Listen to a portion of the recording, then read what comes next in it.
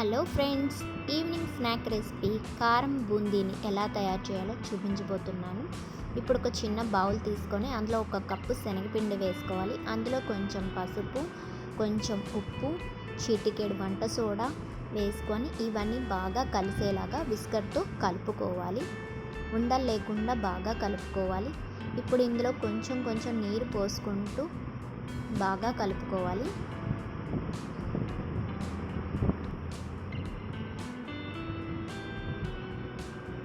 వీడియోలో చూపించిన విధంగా బ్యాటర్ ఉండాలి. ఈ విధంగా ఉండాలి. మరీ అంత పల్చగా ఉండకూడదు, చిక్కగా కూడా ఉండకూడదు. వీడియోలో చూపించిన విధంగా ఉండాలి.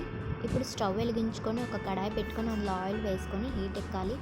ఇప్పుడు ఒక చిల్లుల గరిటె తీసుకొని అందులో శనగపిండి ఒక గరిటె తీసుకొని దాన్ని రౌండ్గా తిప్పుతూ ఉండాలి. తిప్పుతూ ఉంటే దాని నుంచి చిన్న చిన్న బాల్స్ లాగా కిందకు పడుతుంది. ఇది గోల్డెన్ బ్రౌన్ వచ్చేంత వరకు బాగా ఫ్రై చేసుకోవాలి.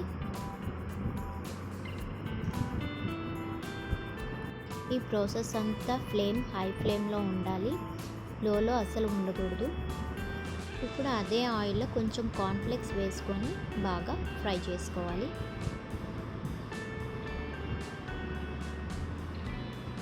కార్న్ఫ్లేక్స్ కూడా బాగా ఫ్రై అయిన తర్వాత తీసేసుకొని పక్కన పెట్టుకోవాలి.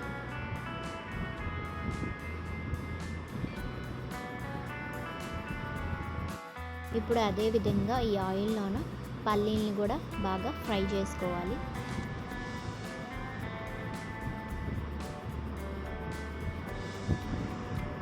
పల్లీలు కూడా బాగా ఫ్రై అయ్యాయి. పల్లీలు బాగా ఫ్రై అయిన తర్వాత తీసి పక్కన పెట్టుకోవాలి. అందులోనే కరివేపాకుని కూడా బాగా ఫ్రై చేసుకోవాలి.